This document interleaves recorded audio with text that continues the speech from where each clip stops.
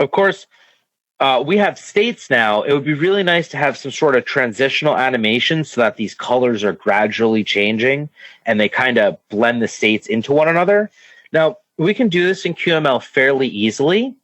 We are provided a transitions property that can be applied to 2 or more states. And we're going to look at this in just a second. But before we do, let's just look at our stoplight again. And if we don't add any transitions, these colors go instantly from red to black and green, or black to green.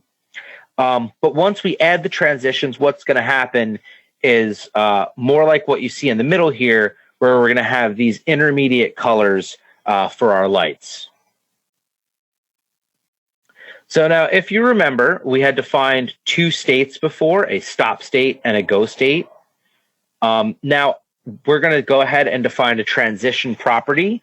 Our transitions property contains a list of transition QML types, like shown here.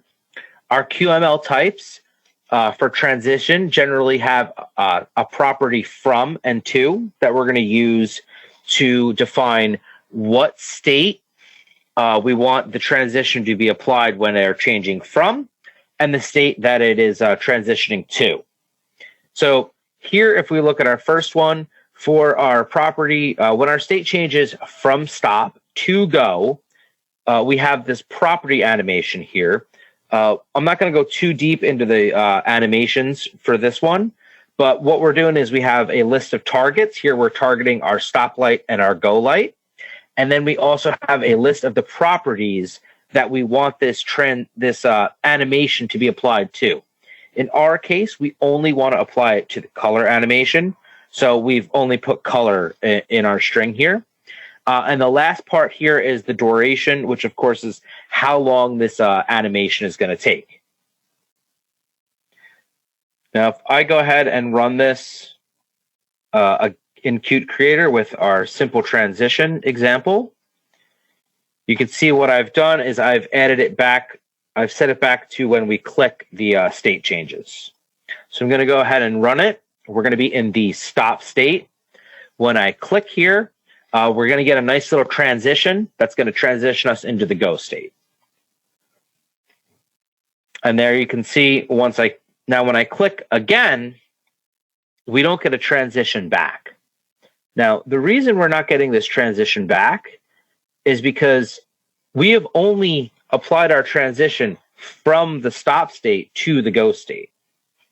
If we want to apply this transition from the go state to the stop state, what we can do is we can just add another transition to our list and tell it that from go to stop, we want this transition effect to happen.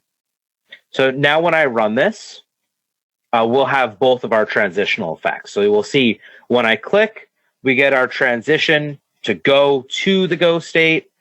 And when I click back, we get the transition back to the stop state.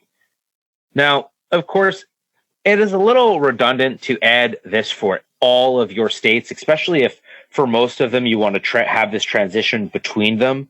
So for that purpose, the transition has a property called reversible, which we can just set to true. So if I set this reversible to true, I can remove that other transition, and we'll see that it'll act just like before, where when I click, it's going to transition to the go state, and then when I click again, we're going to transition right back to that stop state. And the nice thing about this, again, is we don't have to add the additional transition. We can just set reversible for the ones we want to have reversible. Now, we just looked at going from specific named states to another one.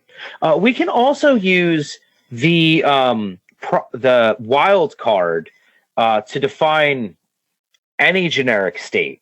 So what we're going to do is we're going to go ahead and modify our example to use the wildcard. When we use the wildcard, what's going to happen is it's going to match any state name. And this is actually the default value of from and to.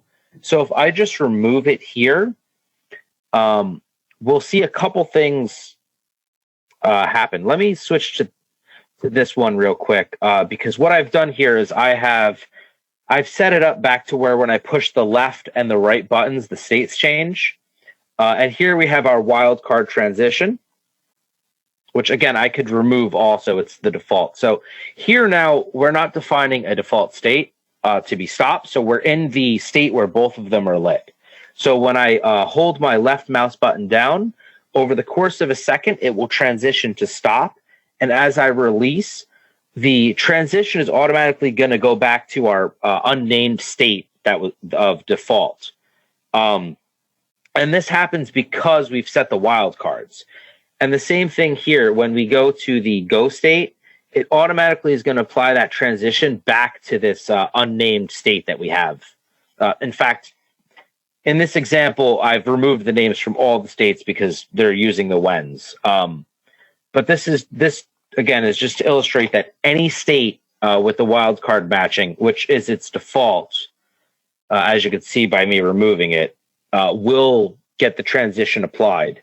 And the reason that's applied is because the animation is applied to the stoplight and go time anytime that the properties in this list change, in this case, just the color. Now, earlier I mentioned that we could affect almost any property of our targets using the property change. And the two we can't are the parent and the anchors. So I just want to show everyone really quickly how we can do that.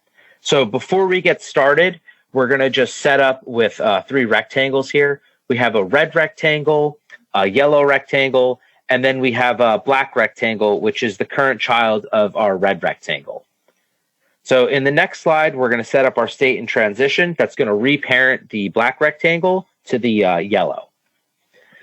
So here we've added a state named reanchored. In this state, we're applying a parent change to the black rectangle, and we're assigning the yellow rectangle as its new parent. Now, we've also added a transition that makes use of the QML type parent animation, which is applied to a child that is getting a new parent.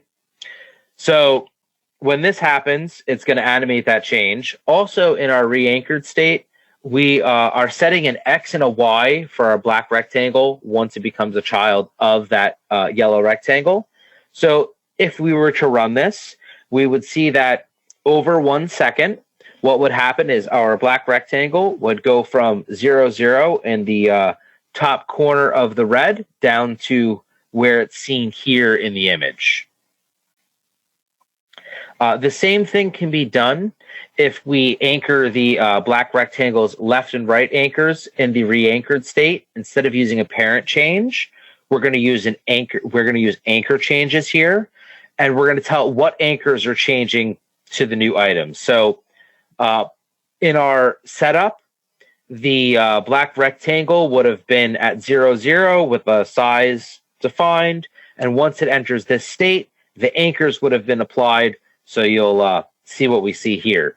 This would have been animated because in our transition, we've included an anchor animation, and we've set that to a duration of 1 second. So 1 second after starting this, we would see this with the proper transition. Thanks for watching. If you want to learn more, please subscribe to our channel and check out the free QML programming course on our website. The link is in the description.